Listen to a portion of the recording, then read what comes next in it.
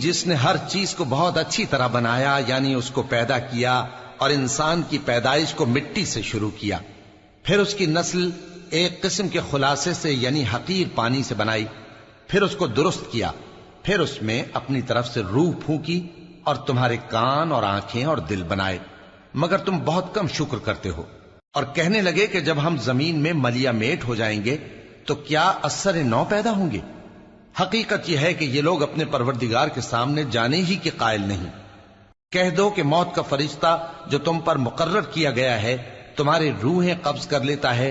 پھر تم اپنے پروردگار کی طرف لوٹائے جاؤ گے، اور تم تعجب کرو جب دیکھو کہ گناہگار اپنے پروردگار کے سامنے سر جھکائے ہوں گے اور کہیں گے کہ اے ہمارے پروردگار،